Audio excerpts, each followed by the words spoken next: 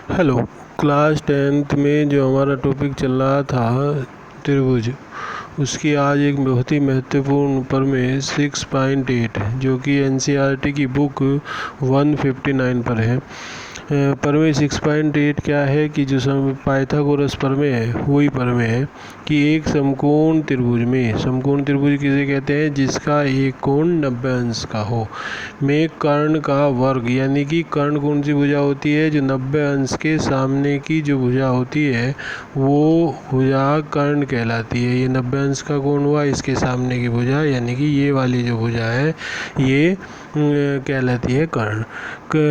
शेष दो भुजाओं का मतलब ये भुजा बची और ये भुजा बची के वर्गों के योग के बराबर होता है। ठीक, जो पाइथागोरस प्रमेय थी वही प्रमेय है। सिद्ध कैसे करेंगे कि मैं ए बी सी एक समकोण त्रिभुज है, जिसमें बी एक क्या हुआ, बी क्या है, 90 अंश का कोण है, यानी कि बी क्या है, समकोण है, ये कोण 90 अंश का कोण है। तो इसके सामने की जो भुजा है ए सी, ये क्या हो गया, कर्ण। तो हमें क्या सिद्ध करना है कि ए सी का वर्ग बराबर है ए बी का वर्ग प्लस बी सी का वर्ग। कैसे सिद्ध करेंगे, हमने इस पे एक लंब डाल दिया, ये एक लंब है, लंब होने का मतलब हो गया ये 90 का एंगल हो गया, ये भी 90 का होगा, यानी कि अब तीन समकोण त्रिभुज हो गए। एक त्रिभुज ये समकोण त्रिभुज छोटे वाला, एक ये और एक ये बड़े वाला पहले दिया हुआ था कि ये समकोण त्रिभुज है। तीनों में समकोण त्रिभुज की प्रॉपर्टी लगाएंगे तो ये काम हमारा हो जाए। चलो देखते हैं क्या करेंगे।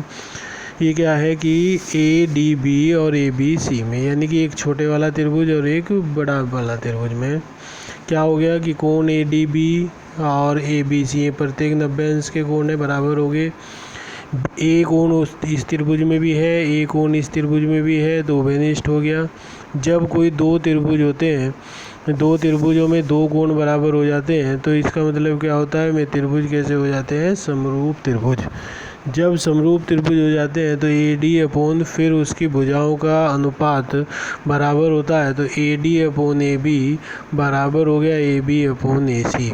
इसकी हमने क्रॉस मल्टीप्लिकेशन की, क्या आएगा, ए बी का whole square is equal to A D into A C. ये इक्वेशन नंबर फर्स्ट हुई।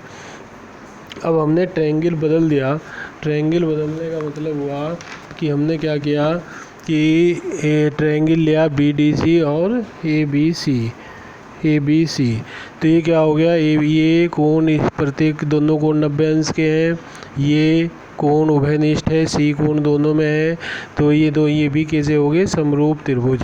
समरूप त्रिभुज हुए, जब समरूप त्रिभुज हो गए तो भुजाओं का अनुपात यानी कि C D upon B C is equal to B C upon A C, और ये क्या हो गया, बी सी का whole square is equal to C D into A C. ये इक्वेशन नंबर 2।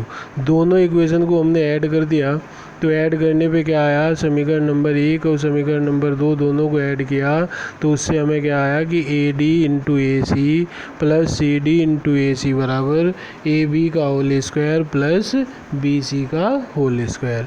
ए सी इसमें से कॉमन आया तो A D plus C D बच गया, इधर ये जो का तो ये A D plus C D दोनों को चित्र में देखोगे तो ए सी के बराबर होगा, तो ये हो गया ए सी का whole square is equal to A B का whole square plus B C का होल स्क्वायर।